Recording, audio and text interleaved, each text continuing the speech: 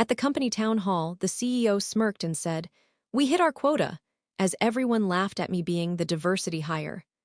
I stayed silent, collecting every slur and unequal pay record in secret. I endured the shame alone until Token Empire hit the front page, and the calls began with, "I'm standing just outside the large conference hall in Acme Technology's downtown campus in Phoenix, Arizona. The room still buzzes with leftover laughter." Inside, at the company town hall, the CEO walked his usual route. Spotlight, self-congratulatory slides, numbers stacked in his favor. Then he glanced at me public brought to center stage. He said with that thin smile I've come to dread, "Well, we hit our quota." And the laughter rolled through the crowd. Me, called the diversity hire, my heart flags. Because I know why I'm here. I know what I represent in their boardroom shorthand. I swallowed hard. Did my job quietly as I'd done for over 2 years. While I showed up early, stayed late, hit my metrics, kept my head down. But inside I built something. A timeline. It starts years earlier. I was hired into the quality assurance team, a role I knew well. My boss, a man named Rafael Beltran, told me, "We're bringing you on board because we need fresh blood." He said it in the small break room while others heard. I didn't balk, I nodded. I needed the job. I needed to prove myself. Months pass, the team meetings, the code reviews, the bug fixes, I excelled. Still, the raises came slower. My pay raise inquiries yielded murmured promises. Meanwhile, white colleagues, less senior, less tenured, got bigger increases. I logged it. I kept every email. I saved every pay stub. During review cycles, I heard things. One colleague, Tom Walker, joked about keeping our diversity number up after a new hire joined. I made notes. Another time in the hallway, a senior manager, Simone Drake, said I was so articulate for someone from my background. I froze, she laughed it off. I noted it again. Then came the tipping moment, the town hall. The CEO pranced through slides. "We've got better representation." He pointed at me. The audience snickered. I could see the cameras. I could feel the weight. I clenched my notebook in my lap. Then I resolved I would not stay silent. I started building a timeline. Applied for raise, told, "We need to wait until next quarter." Colleague with less seniority granted pay increase 2 quarters later. Comments, diversity hire publicly in meeting. Senior leader referencing quota in passing. Emails asking for mentoring opportunities. Response, "We'll circle back." Project assignments. High risk but low visibility. After completion, minimal recognition. My peer, white, assigned same project, got a Public Employee of the Month. Of the 5 promotions in the department in 3 years, 0 went to employees of color. Annual feedback. Good performer, but not ready for next level yet, 4 ratings in a row. Simultaneously, I observed company claims of diversity and inclusion in public statements, while internally I heard comments undermining it. I pulled screenshots of company memo language that touted representation goals, then contrasted it with internal data I assembled. Pay disparities, promotion gaps, turnover rates of underrepresented staff. I kept everything organized in a digital folder labeled for future reference. Meanwhile, I had a quiet conversation with a freelance investigative journalist based in New York, specializing in corporate bias. I sent a tip email. "I believe I have evidence for a story." They responded, "Send me everything you have." I provided anonymized names at first, but included documents. Then the drop day arrived. A major media outlet published the exposé. The cover article, "Token Empire, How Acme Technologies Uses Diversity as a Shield." My CEO's face was on the cover. The article detailed internal pay data, quotes from former and current employees, the town hall moment, the quota comment, the internal project assignment patterns. It shook the company, and immediately my phone started ringing. Not job offers, not congratulations. The calls were from HR, legal teams, compliance, skeptical, defensive. Some were sympathetic, others were thinly veiled warnings. I answered them anyway. The first call came from internal legal. A woman named Dana Pierce introduced herself as just wanting to clarify a few things. Her voice was tight, controlled. "We're conducting a review of the claims made in the recent article," she said. "You may be mentioned, though anonymously." We'd appreciate your cooperation in resolving any misunderstandings. Misunderstandings? I nearly laughed, but I held it in. I told her calmly, happy to help, let me know what you need. But I recorded that call. I recorded every call from that moment on. I knew better than to trust internal investigators when the house was already on fire. That week, my calendar exploded with meeting invites. Check-ins with people who had never spoken to me directly before: directors, VPs, even one of the board members.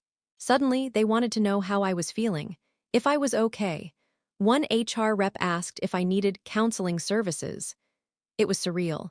The same people who dismissed me for years were now tripping over themselves to offer support.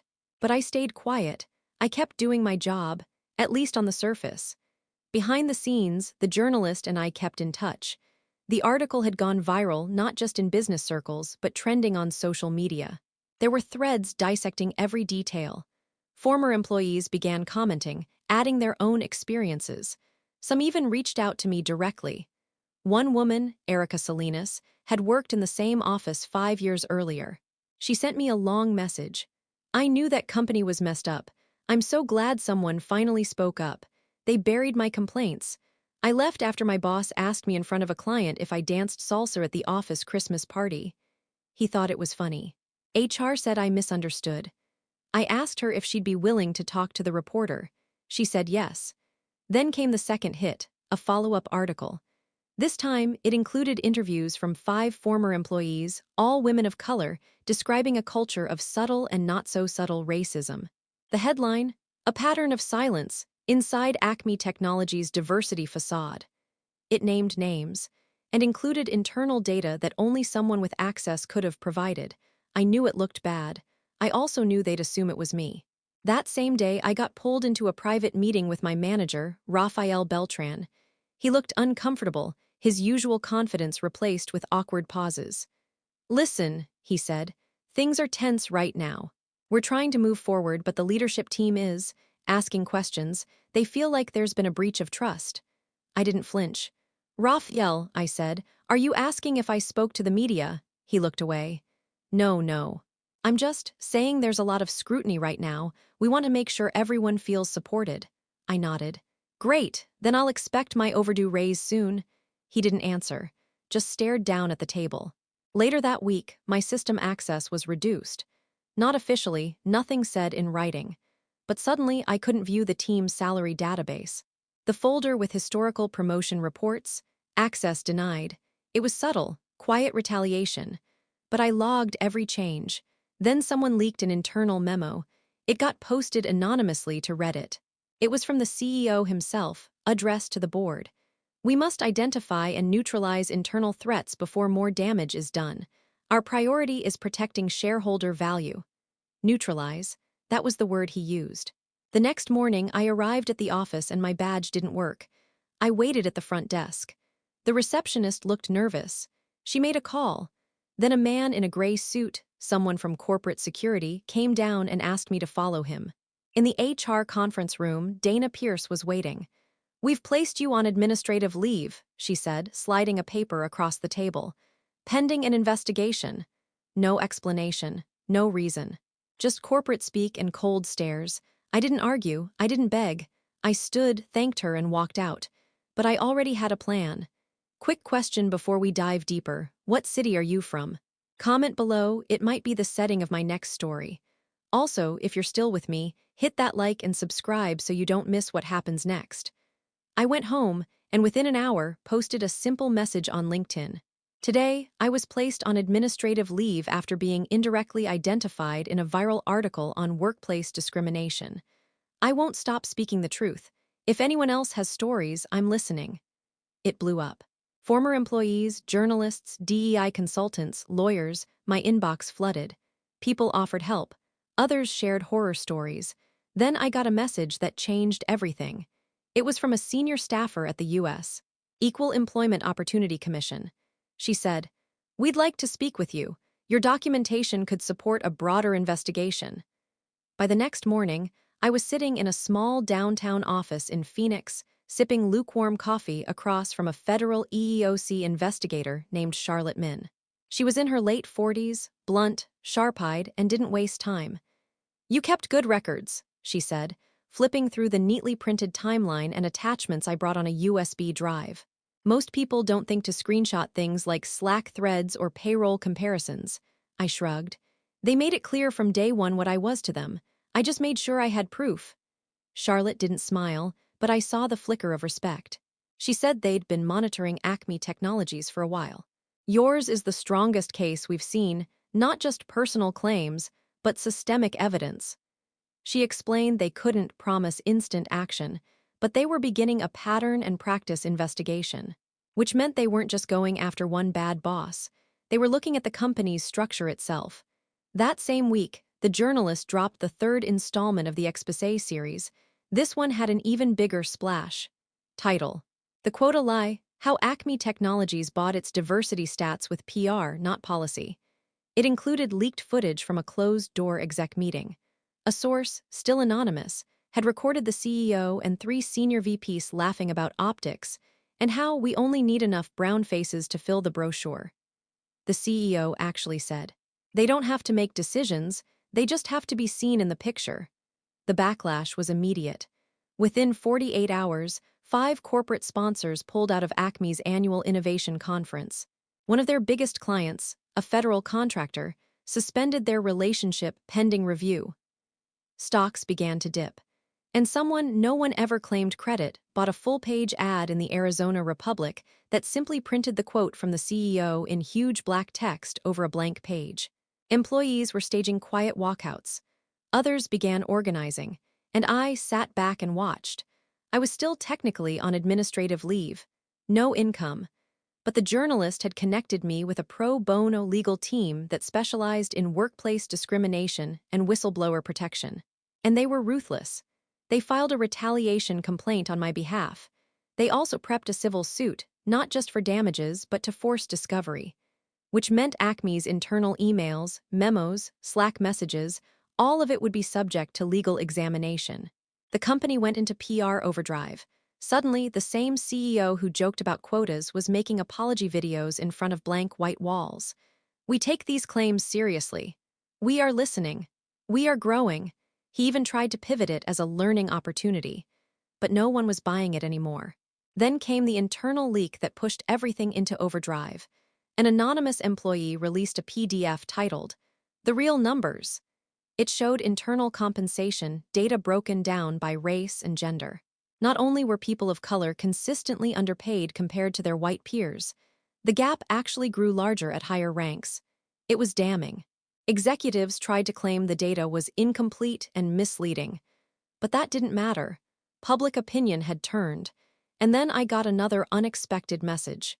It was from a former senior manager, someone who had worked in the company's DC office. Her name was Dr. Vanessa Liu. She told me she had been hired to lead the company's diversity and inclusion strategy 3 years earlier. She'd proposed real reforms, created comprehensive hiring audits, suggested salary equity reviews. She was ignored, then let go after just 10 months. "No one ever asked what happened to me," she wrote. "I'm ready to talk." I passed her to the journalist. Within 2 weeks, Vanessa's story became the centerpiece of another article. "Silenced from Within: How Acme Sabotaged Its Own Inclusion Efforts."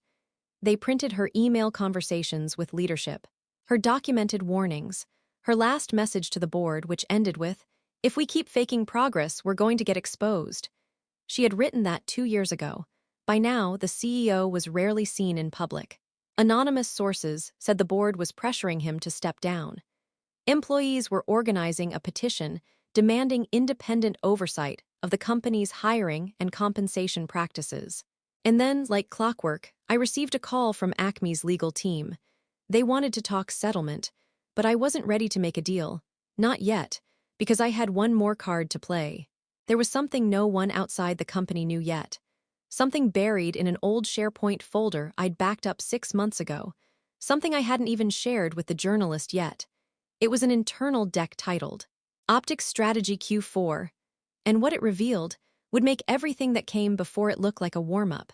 The file was buried deep. I'd only come across it while organizing materials for my lawsuit.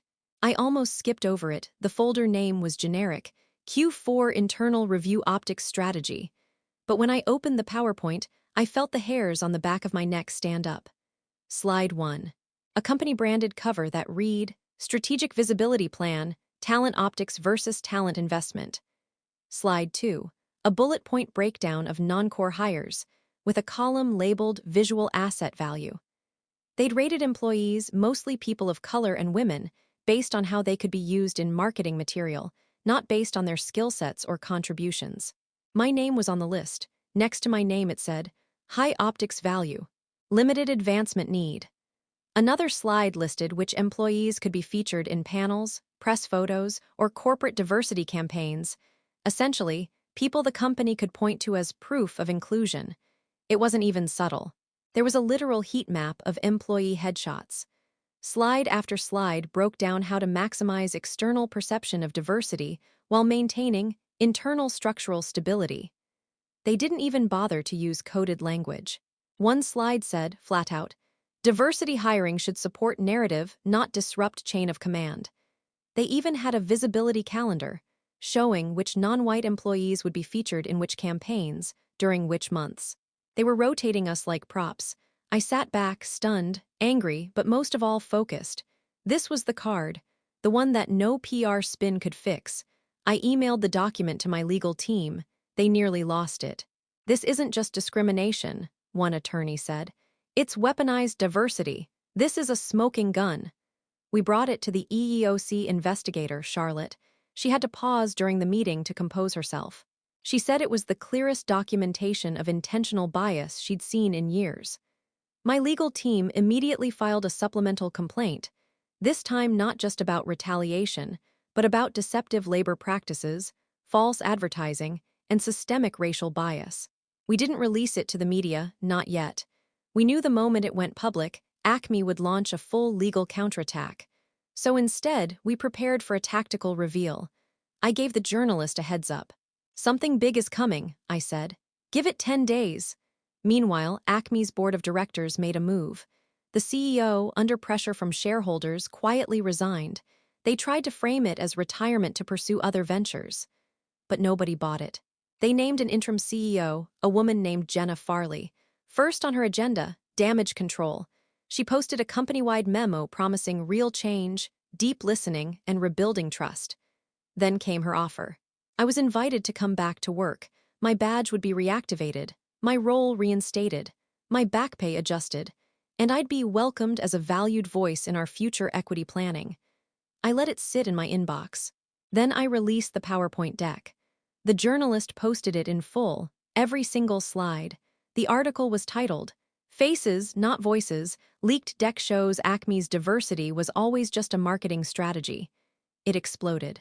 Every news outlet picked it up, CNN, NPR, The Verge, even the Wall Street Journal. The story wasn't just about racism anymore. It was about corporate fraud, about how one of the fastest-growing tech companies in the Southwest had commodified human beings. That same day, Acme's stock dropped 18%.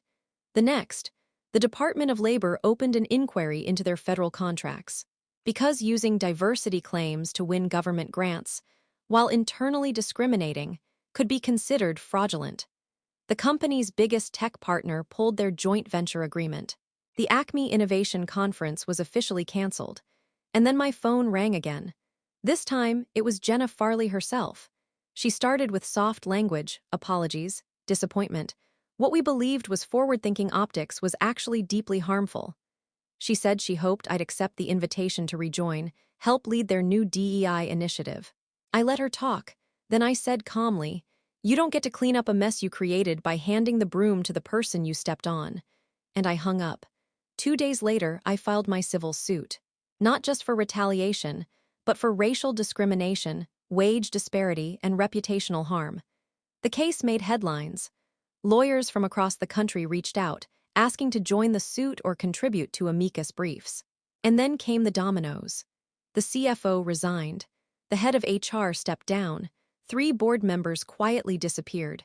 And all the while, I wasn't just seeking revenge. I was making sure no one else had to go through what I did. I worked with the journalist to launch a new series spotlighting whistleblowers. I created a secure website where former Acme employees could submit stories anonymously. The traffic crashed the server twice in the first week. Then something unexpected happened. Other companies started reaching out, not to hire me but to learn. They asked me to consult, to speak, to help them identify problems before they ended up like Acme. I didn't say yes. Not right away, because my story wasn't over yet. There was still one more twist coming, and it started with a knock at my door.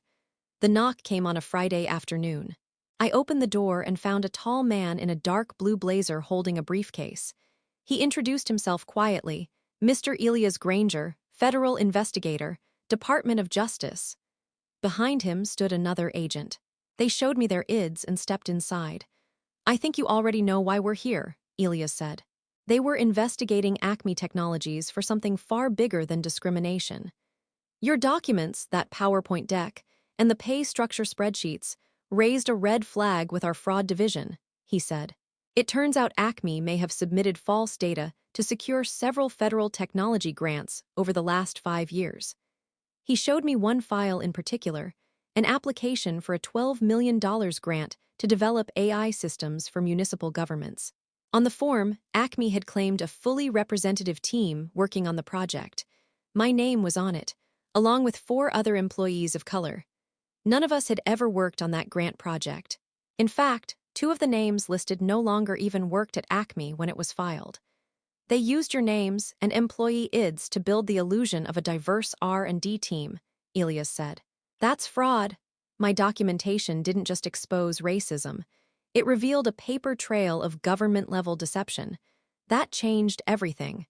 Within 3 weeks, the DOJ formally launched a criminal investigation.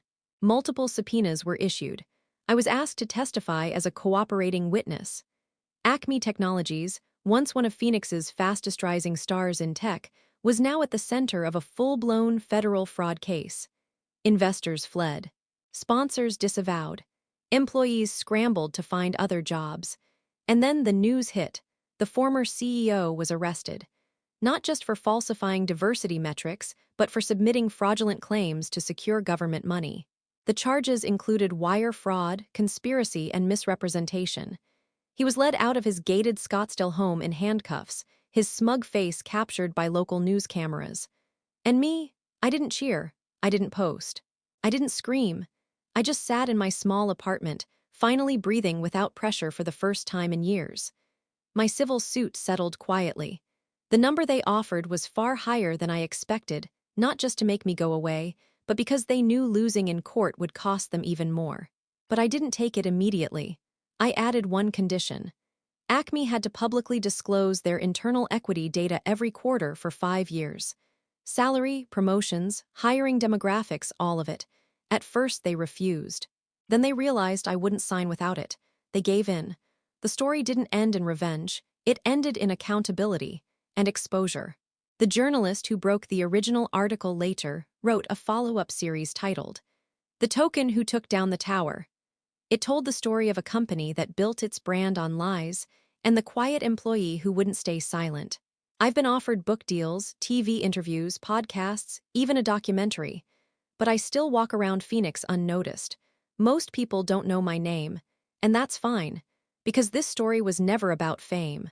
It was about what happens when you're underestimated, when people laugh at you, dismiss you, call you the diversity hire, and you collect every laugh, every insult, every memo, and one day you turn all of it into the truth, and the truth will always outlive the lie. Thanks for sticking with me to the end. If this story hit home, drop a comment below. Have you ever been underestimated at work? I want to hear your story. And don't forget to like and subscribe for more true stories that hold power accountable.